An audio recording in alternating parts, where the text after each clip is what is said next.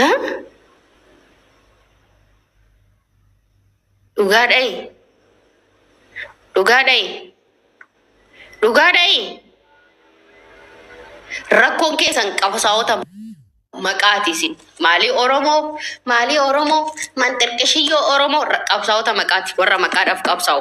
Warra maqaa isaanii eeggatanii qabsaan. Laal rakkoo waraana keenya keessa jira gadi baanee taasofna. Hoogganaa Oromoo qeequu barbaanna gadi baanee taasofna.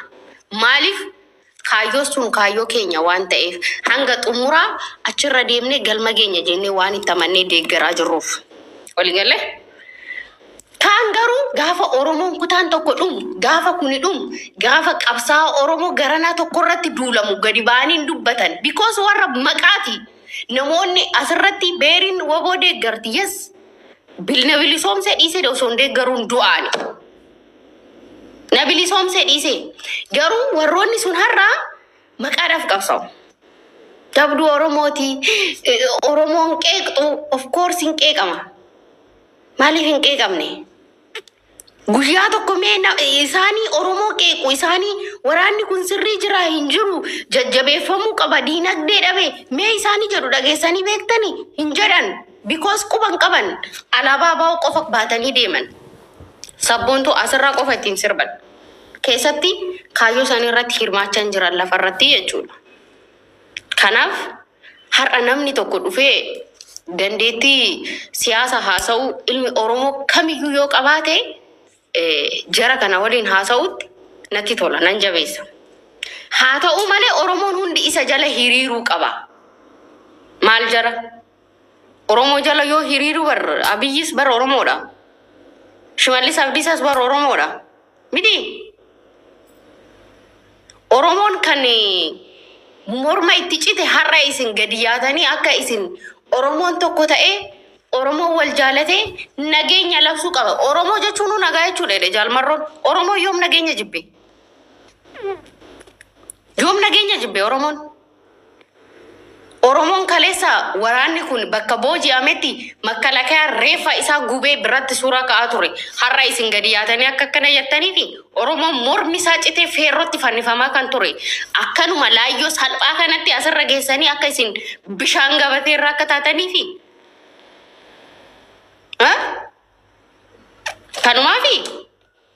Kanumaaf qabsaa'e Oromoon ulfi baritti gubachaa ture ibidda keessatti. Lixa keessatti bar lixa Oromiyaa keessatti bar haati Oromoo ulfa garaashii keessatti baattee ulfa ji'a torbaa bar waliin manni irratti gubachaa ture. Asuma geessaniis waan Abiyyi jala yaatanii fi kaleessayyuu Abiyyi deeggaruu qabdan. Isin namatti hirkattaniiti abaa'oo faarsaa turtanii jechuudha. Kaayyoon keessan dhugaachirra hin jiru jechuudha. Bara 2006 gaafan Feesbuukiif banadhu Bishooftu taa'e love you Oromiyaa jedheen banadhe. Okay? Waraana kanaan ganas itti siqee tumsuu baadhu almost waa'ima Itoophiyaa kana post nan goggodha yeroo tokko nan ilaala. Bara 2007 irraa kaasee waraana kanan deeggaraa jira. Har'allee achuman jira. Abiyyi ergasii dhufe maaliifin Abiyyi hin deeggarin? Bishaan gabatee irra ta'anii achiis fi as raafamuun gantummaadha. Gantummaadha. Okay? Qabsoon akka bilisummaan akka salphaatti hin dhuftu. Oromoon akka salphaatti hin bilisoomu. Ganaa aarsaan meeqatti kaffalameeti. Ishii tana obsa dhabdanii waan hunduu gaafa jaalattee jibbite hundi ishii gaafa maqaa barbaaddu abaa'oo faarsitii deeggar.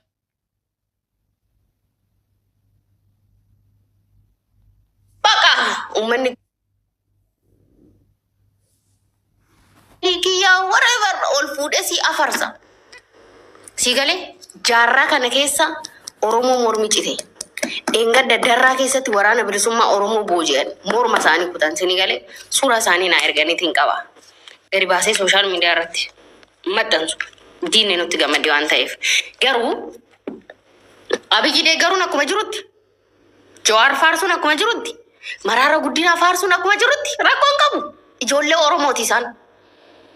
Hundi isaanii Oromoodhaaf qabsaa'u karaa nagaatiin. Isaanis nan jajjabeessa sagalee Oromummaatiin.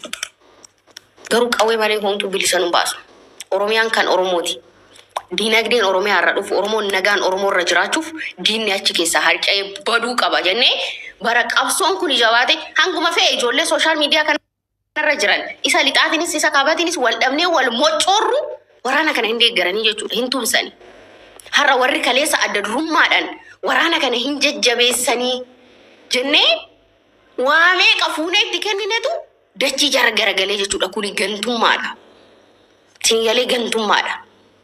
Isin har'a biyyoota adda addaa irra teessanii ani nama takkaayyuu hin deeggaru. Ani homaayyuu hin deeggaru. Maan callisin?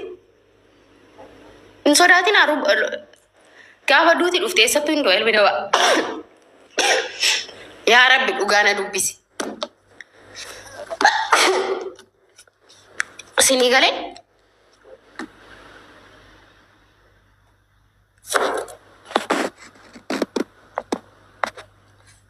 Kanaaf jennaani Arsii keessatti waan torbee lamaan dura ta'e quba qabdu Oromoo. TikTokitu na adaba malee asirra baaseen sinitti agarsiisa.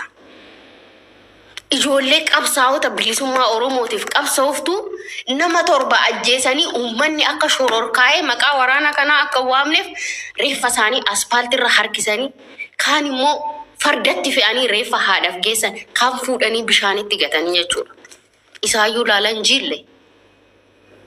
Oromoon aarsaa kana hunda kaffalee har'a nuti nageenya labsina nuti nageenya yoom dhiifne? Eenyu kan nageenya jibbe? Oromoon nageenya jibbee beekaa? Oromoon lola labsee beekaa Oromiyaa irratti biyya isaan irratti? Hin beeku. Har'a garuu aktiivistii Oromoo sagalee qabdi. Maal gooti kan jedhan hundi isaanii waa'ee mootummaa kana faarsuu jechuudha. Isin galee garasitti garanii achi irreecha baranaa kanatu sin gowwoomse. Oromoon irreecha kabaja jechuun bilisoomte jechuu miti. Si galee Oromoon Finfinnee keessa fiigee irreecha kabajee wantoonni adda addaa godhame jechuun ati bilisoomte jechuu miti. Waa baay'eetu si hafa ganaa. Waanuma addaattu tanaan gowwoomtu taanaan isa du'eef hin boo'inaasin. Waanuma xixiqqishuu ishee akkana Oromoo jettu tana yoo argitan hin gowwoomtan taanaan hin qabsaa'ina Oromoodha. Hin haasa'ina. Osoo wanti waraana kana keessa jiru abdiin kutachiisee dhiisee ani gadi ba'ee haasa'u akka keessan kan ittuman dhiisee keessaa harka fudhadheetuman gala. Okay?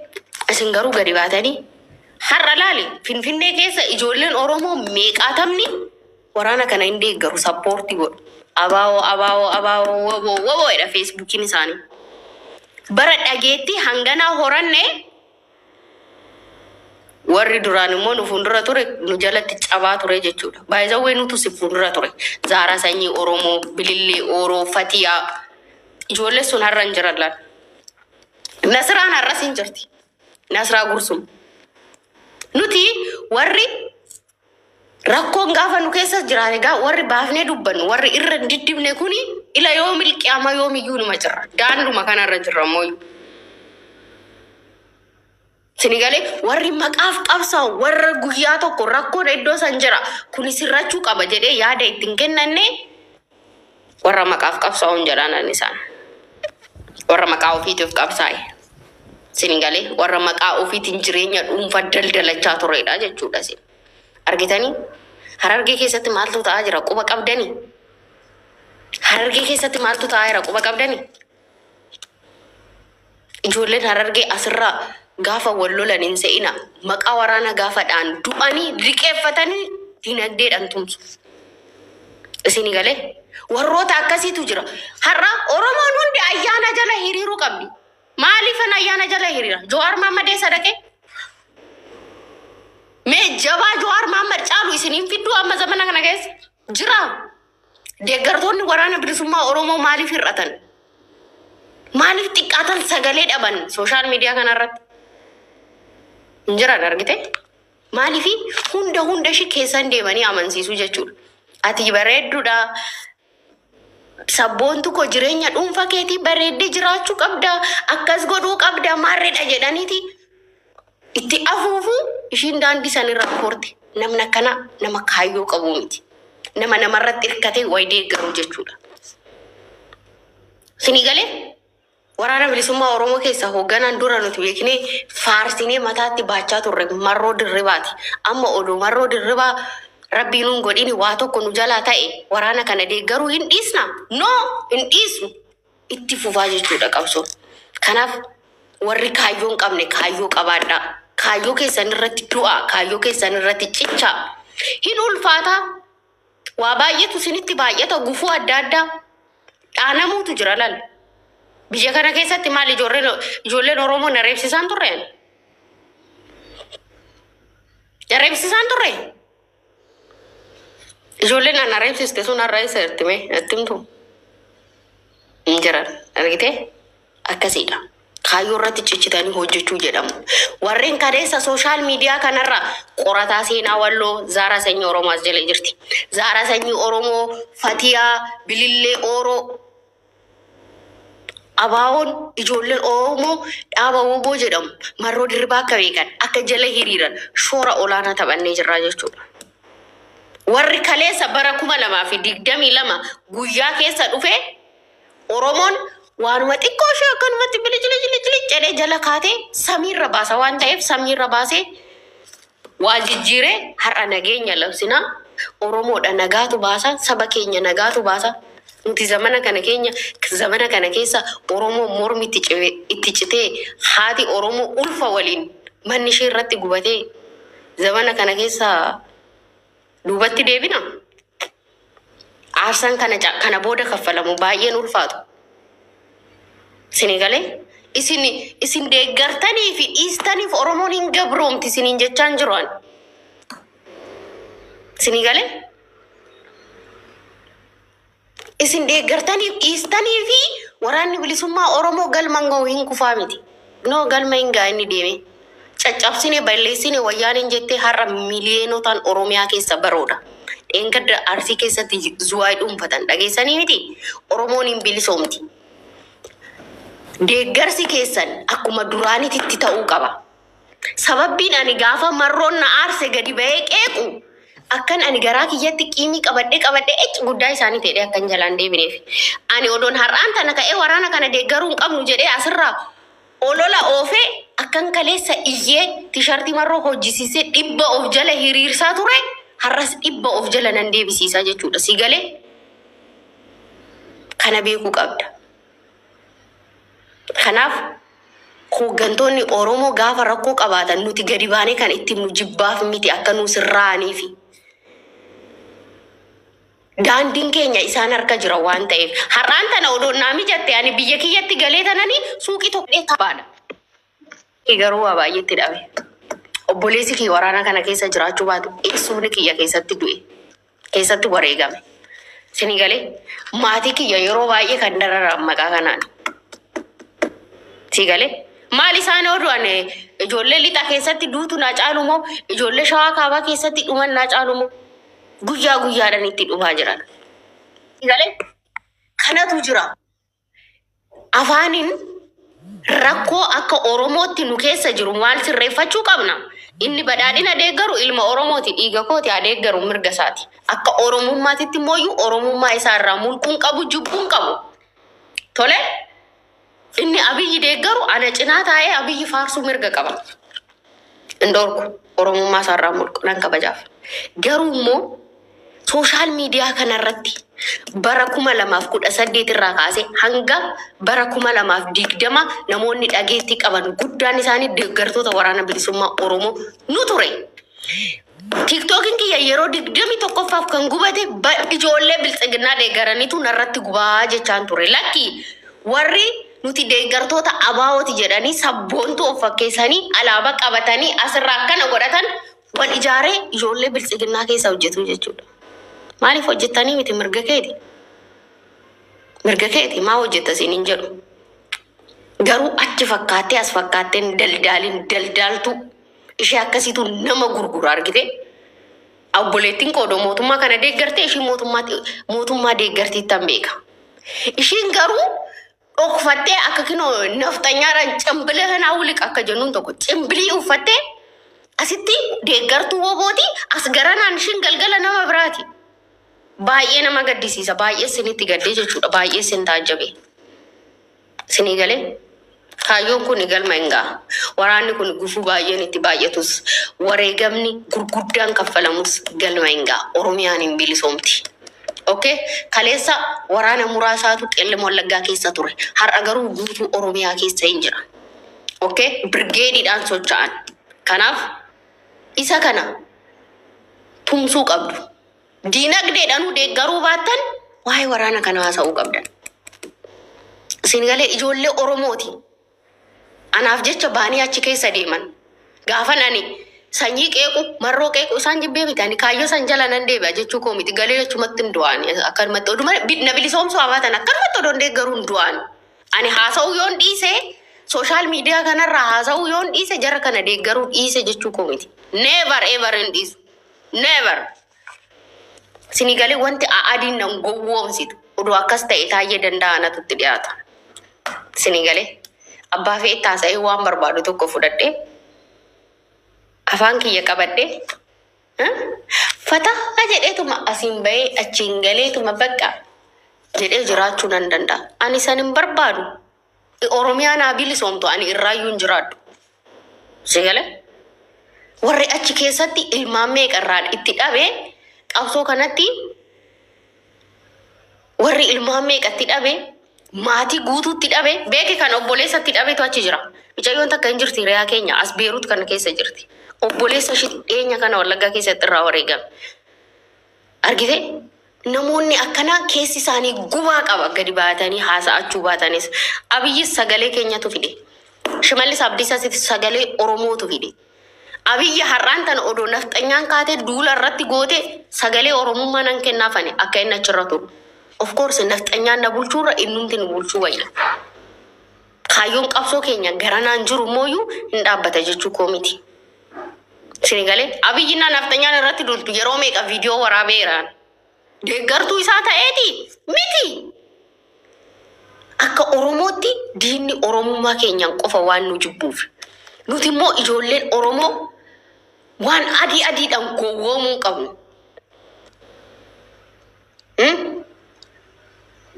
Warqiin hin xuraa'aa malee kiiloon isaa hin hir'atu. Waraanni kunis hin dadhaba malee galma hin ga'a. Guyyaa takka Oromiyaan hin bilisoomtu. Hooggantoonni paartii kafaa'oo ilaalame ilaalcha abaa'uu qaban. Jawaar Mohaammed sababbiin hangana isa jaaladhee hanga ammaa suuraa isaa gaafa barbaade poostii godhu isa deeggaru ilaalcha abaa'uu qaba. Sinigalee Mararaa Guddinaa jedhe yaada maqaa abaa'oo dha'uu waa baatan. Daandii nageenya jedhanii adeeman Oromoodhaaf deeman nan jabeessa. Sinigalee isa sana akkasitti qabaadha. Har'aan tana Oromoon naga warra Wallaggi bar jimlaadhaan qe'eerra dhume bar gaafa xaragamu bar gadi baanii dubbatan ture jarri kun. Jarri har'a kaleessa gadi baanii mootummaan kunis Oromoodha. Hin beeknu nuti. Hin beeknu mootummaan kun akka Oromoo ta'e hin beeknu. Okay, Oromoodha maal godhe? Irreecha akkatti kabajamte tuni baranuma nagaadhaan Oromoon gale tuni isin gowwoomsiteetuma garagaltanii akkanatti. Moo wanti biraa wanti haaraa tokko anumti Oromoo jedhu maaltu argame? Maaltu argame? Homtuun argame. Oromoon aarsaa hangana ga'u kaffalee har'a asirratti dhaabbachuu hin qabu. Waraana bilisummaa Oromoo ani ji'aan dinagdee tumsuu baadhee gaafa argatee nyaata gaafa argatee hin dhugaa gaafa dadhabe diinarraa hiikee hidhataa jechuudha. Siigalee taa'eetu mallaala nan arga isinii alaalatti waan balaaleffattaniifi waraana kana rasaasa kana hunda meeshaa waraana kana hunda kan baatee godinaalee Oromiyaa keessa socho'u nuti qofti dandeenye kana hunda hidhachiifnee miti. Kan diinarraa hiikkatee hidhatee jechuudha. Nuti warroonni biyyoota adda addaarra jirru kun guutuun waraana kana sooraa jirra jechuu miti. Haa ta'u hanga humna keenya san inuma tumsina inuma bira dhaabbanna. Guyyaa mijaa'eef nyaatee guyyaa mijoofne beela'eeti. Guyyaa mijaa'eef dhugee biyyaa mijoofne dheeboteeti. Kan ta'aa jiru jechuudha. Sinigalee kuni akkasitti ta'ee deeggartoonni Abiyyis ijoollee waraana kana keessa jirtu hin balaaleffatina.